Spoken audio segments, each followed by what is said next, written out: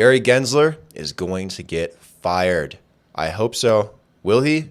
Finally, the Stabilization Act, the SEC Stabilization Act has been filed by U.S. lawmakers in Congress to get rid of Gary Gensler and reform the SEC. Welcome back to the Blockhash podcast channel. Let's talk crypto. Make sure to also check out our Patreon, where we do chart analysis Monday through Friday. If you like that, check it out. Also, check out our sponsors, PIKA Crypto and BENFT. PIKA is revolutionizing the intersection between blockchain and gaming, and BENFT is revolutionizing the educational intersection using AI and blockchain and DeFi. All right, so the SEC Stabilization Act is something that is from earlier in the week that was put up on the table by Rep. Warren Davidson to remove SEC head Gary Gensler. This is not brand new breaking news, but I do want to dive into it now that things have calmed down a little bit. What does this mean? What'll happen? What does the reform look like? And will we actually be able to get rid of Gensler soon or this year, anytime at all? So let's look at this a little bit more. So for a little context, United States Rep. Warren Davidson introduced the SEC Stabilization Act into the House on June 12th. Just 3 days ago. I recorded this video a couple days ago, so maybe a few days longer than that, but June 12th. One of the bill's main provisions is to fire SEC Chair Gary Gensler. Davidson stated very specifically that the U.S. capital markets must be protected from a tyrannical chairman, including the current one. That's why I'm introducing legislation to fix the ongoing abuse of power and ensure protection that is in the best interest of the market for years to come. It's time for real reform and to fire Gary Gensler as chair of the SEC. Now, Davidson declared his intention to introduce the bill earlier this year. He made the announcement in reply to a tweet by Coinbase legal chief Paul Grewal. Rep. Tom Emmer is the co-author of the bill. Emmer said that the SEC Stabilization Act will make common sense changes to ensure that the SEC's priorities are with the investors they are charged to protect and not the whims of its reckless chair. According to Fox News, the bill would remove Gensler from the office and redistribute power between the SEC chair and commissioners. It would also add a sixth commissioner to the agency, disallow any party from holding a majority on the commission, and create an executive director position. Excuse me. Woo. All right.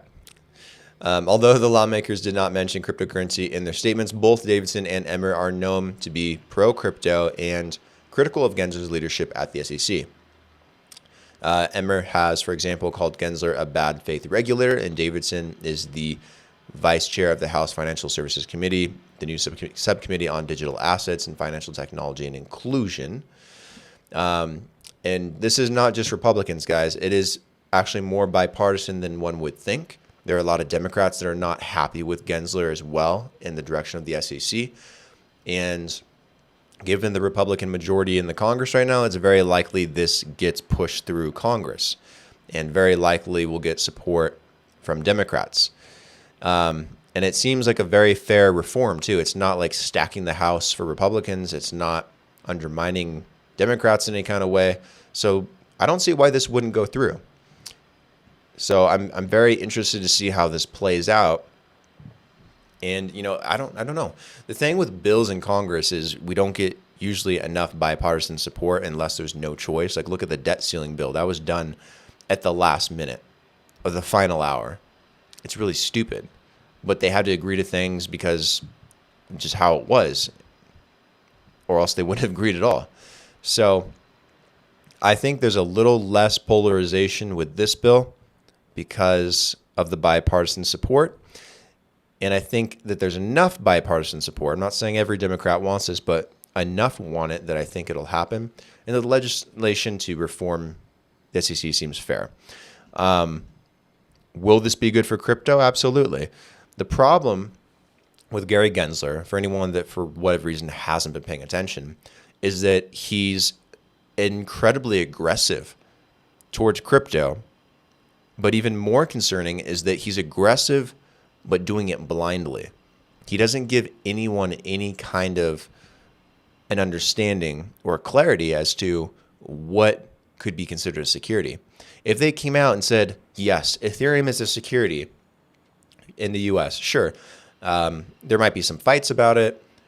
Ethereum might, fall in price for a little while, might take a dip. The pushback will be there. But I guarantee you, Coinbase and Binance and KuCoin and any other exchange that does operate in the US and take on US clients would go to the SEC and register Ethereum as a security, and we'd all fucking get over it at some point and things would be fine. Ethereum would just eventually go up. The only thing they've really taken off the table is Bitcoin. It's ridiculous the SEC can't give clarity. They can give clarity on fucking Kick and Filecoin, but they can't for Ethereum? That makes no sense to me. It's weird how they go about it. It's like Gary Gensler doesn't want to tell people so that he can go out, regulate, and try to enforce through the regulation and hopefully win in court. And what the problem is, the courts are getting sick and tired of Gary Gensler and the SEC. And you've noticed this, where they've gotten hyper aggressive and the court said, okay, this is stupid. We're not going to freeze assets for Binance. This is ridiculous. You need to respond to Coinbase. Or in the case where, you can't hide things from the court, you need to show us the Hinman documents. It's becoming a trend. I think at some point the SEC is going to lose a lot of these cases in horrendous fashion for them in a very quick span of time. Why? Because they're overstretched. They don't have the funding. Gary Gensler was in front of Congress a couple months ago trying to get more funding for the SEC. He's not going to get it. The reason he needs more funding is so he can keep doing what he's doing, but he's overstretched. He's gambling by going after Binance and Coinbase. Binance and Coinbase have some of the biggest fucking war chests in the industry. All right? This isn't Library Coin. This isn't Kick. This isn't some little crypto pump and dump scam that they're going after. They're going after Coinbase. They're going after Binance.